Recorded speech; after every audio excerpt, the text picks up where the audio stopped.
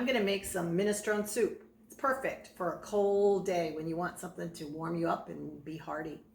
I've heated a little olive oil in the pan and I'm adding 1 medium onion chopped and 2 medium carrots chopped.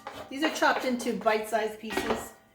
When you're making a soup, think about the size of the vegetables that you're putting in it as the size that you want to fit on a spoon. This is going to soften those 2 vegetables, maybe about 5 minutes. I'm cooking the carrots and onions over medium heat just to get them soft. Also at this point, you might add just a little bit of salt and a little bit of pepper. Not too much because you're going to be adding other ingredients like crushed tomatoes and chicken stock, and you're going to want to taste as you go to make sure that your seasoning is just right.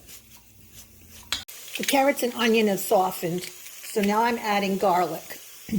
2 cloves of garlic, large ones. I'm using the garlic press because I want to crush the garlic into the soup so there aren't any little bits in there. I'm going to let that cook for just about a minute, just so you start to smell the lovely aroma of the garlic. Next, I'm adding the chunks of potato and 2 tablespoons of Italian seasoning. You could substitute for the Italian seasoning just a tablespoon of basil and a tablespoon of oregano. I'm going to let that cook just for about another minute. Let those flavors start to meld. After a minute or 2, it's time to add 1 28-ounce can of crushed tomatoes and 6 cups of chicken stock. Add 2 nice bay leaves at this point and bring the mixture to a boil. As the soup comes to a boil, add the green beans cut into pieces, either fresh or they can be frozen green beans, and the chunks of squash.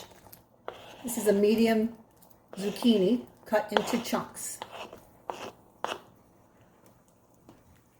Stir them in and then bring that to a boil and reduce to simmer for about 10 minutes. Once your vegetables have boiled for about 10 minutes, add about a cup of a tiny tube pasta. This is ditalini. You can also use tubettini, whatever you can find that's in a tube form, and let that cook for 10 minutes. Stir your soup around periodically while the pasta is cooking so that you can be sure that it doesn't stick to the bottom of your pan. It's also a good idea at this point to taste your broth and see if you need to add any salt or pepper. Nothing else needed. One thing to be aware of is that because the pasta is cooking in the soup, it's going to absorb some of the broth.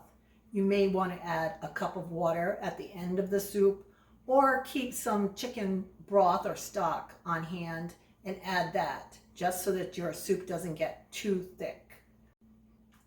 The final addition to the soup is 1 can of Great Northern white beans that have been rinsed and drained.